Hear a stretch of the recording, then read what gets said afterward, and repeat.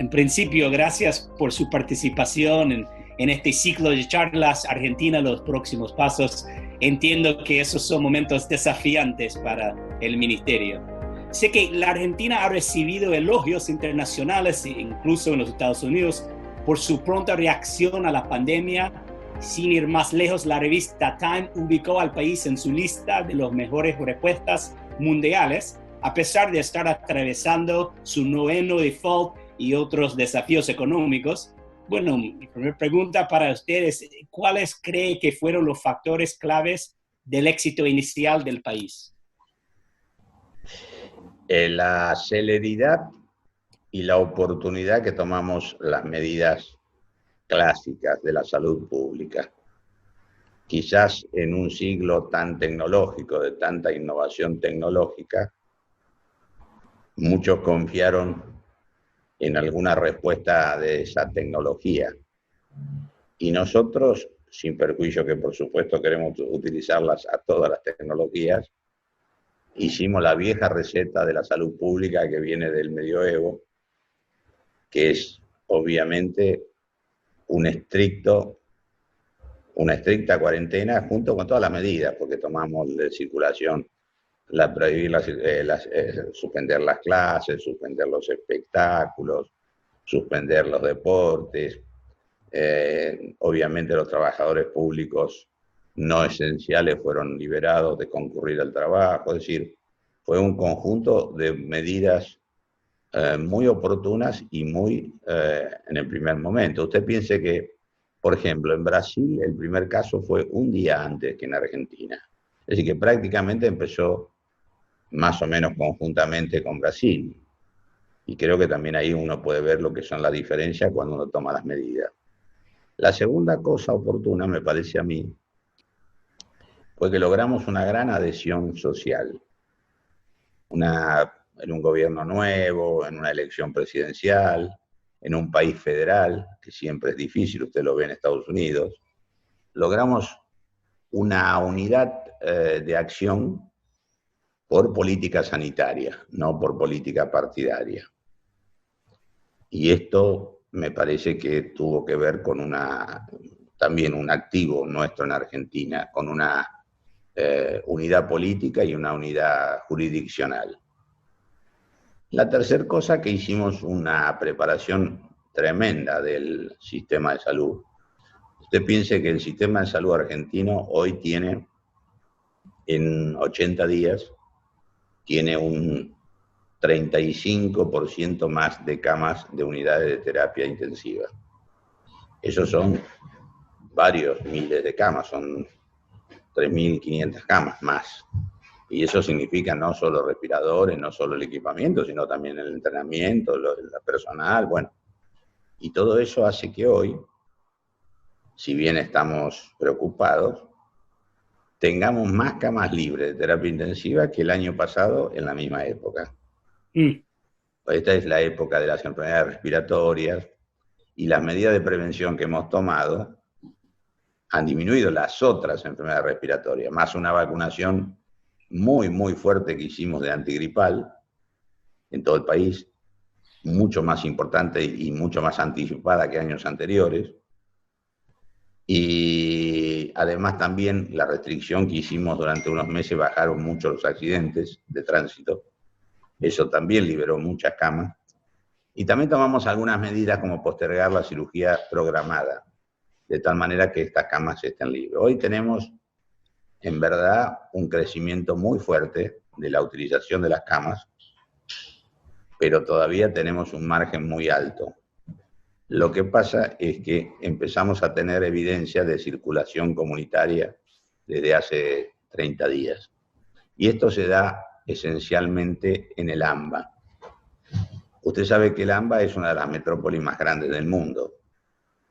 Esos 20 millones de habitantes sin solución de continuidad, porque la jurisdicción entre ciudad y provincia no existe desde el punto de vista... Y si me permite, ministro, iba a preguntarle exactamente sobre este tema, porque, bueno, ha mencionado el sistema federal del país. Y bueno, es más complicado aún porque en esa zona tan afectada por la pandemia, hay que tomar en cuenta que la provincia y la ciudad son administrados por partidos políticos opuestos.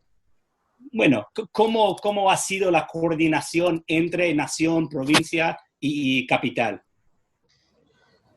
Muy buena, muy buena. No solo, por supuesto que el distrito que más se nota es este, pero pasó en todas las provincias. Nosotros tenemos varias provincias de signo opuesto. Piense que tomamos medidas centrales, como por ejemplo monopolizar toda la compra de los respiradores de producción nacional.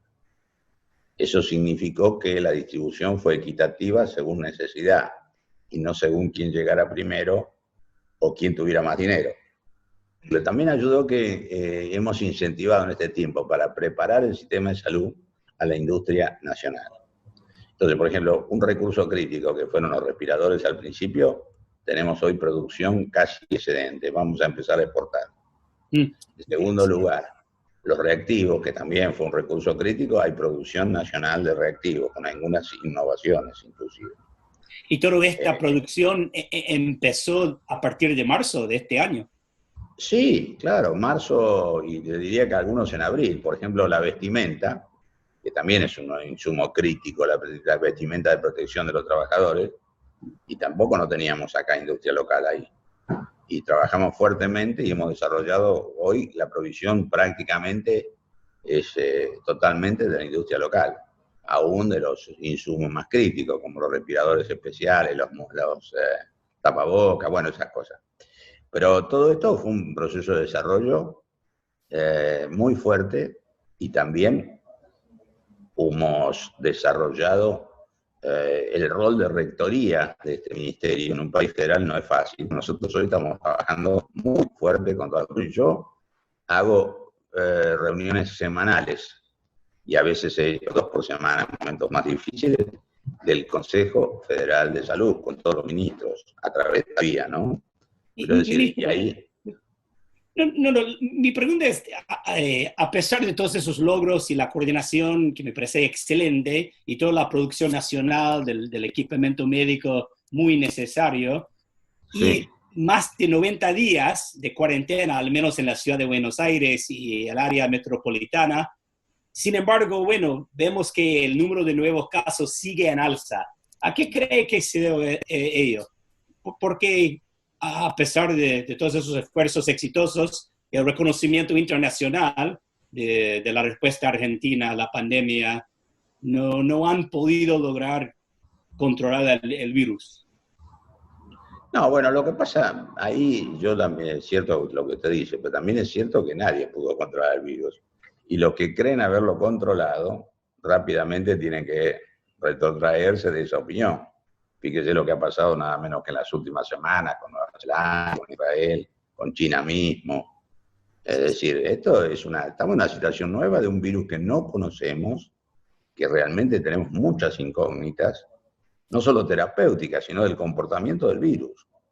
Y nosotros, si bien logramos, nunca dijimos que íbamos a eliminar la epidemia, lo que dijimos éramos que íbamos a hacer una administración de cómo crece, de manera tal de poder preparar el sistema de salud. Eso no fue bien y ahora tenemos circulación comunitaria, con lo cual ahora tenemos 20 millones de personas expuestas y cuando hay circulación comunitaria el tema ahí es más difícil, sobre todo en un país que no tiene una administración, digamos, asiática para poder hacer que se hagan las rigideces durante todo tiempo. También es cierto que en las últimas semanas...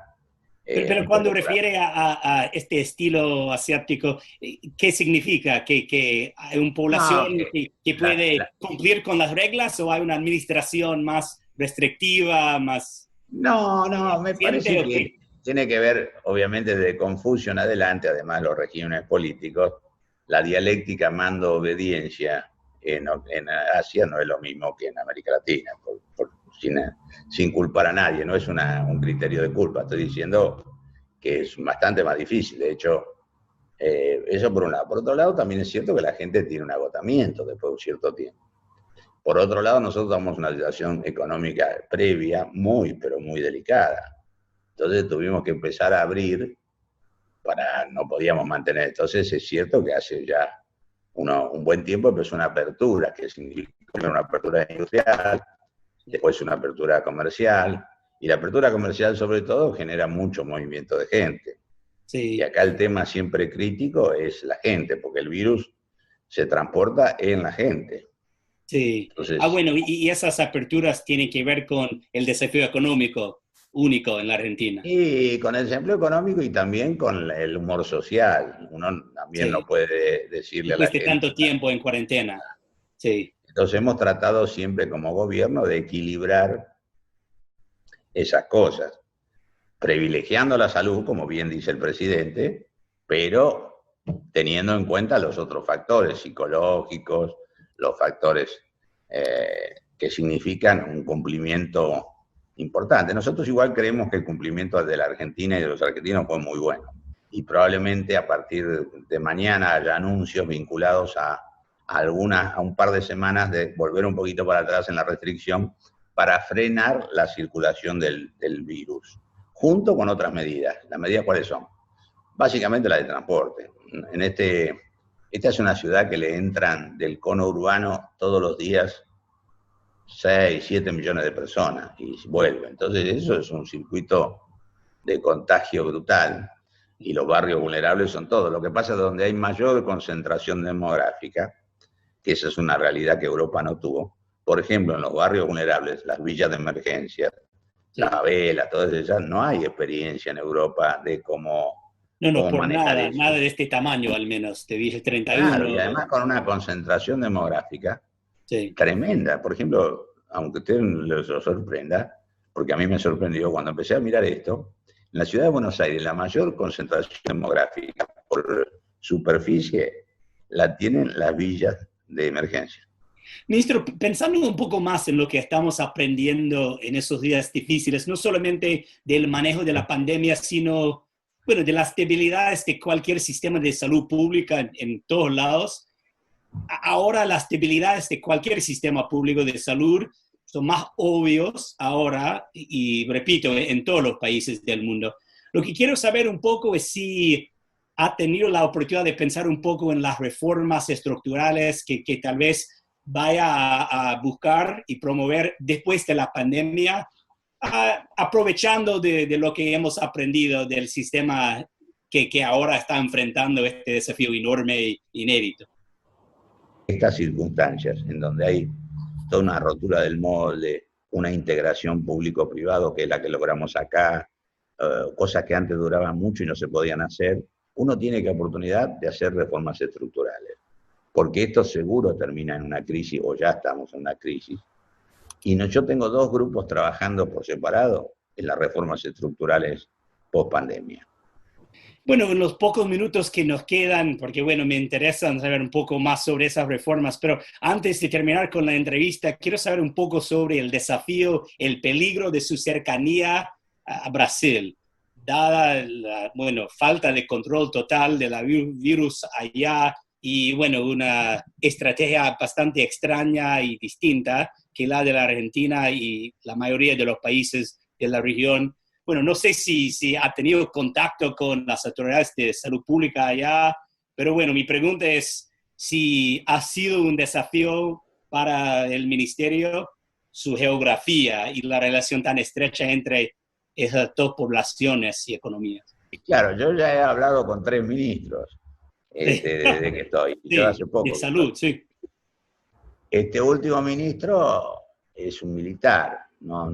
Tuve una reunión por esta vía la semana pasada, pero en realidad nosotros ahí tenemos un problema, primero por la cantidad de gente que significa Brasil, pero segundo porque tenemos frontera seca con Brasil, es decir, tenemos ciudades que cruzando la vereda es un país o es el otro, Bernardo de Irigoyen, Andresito.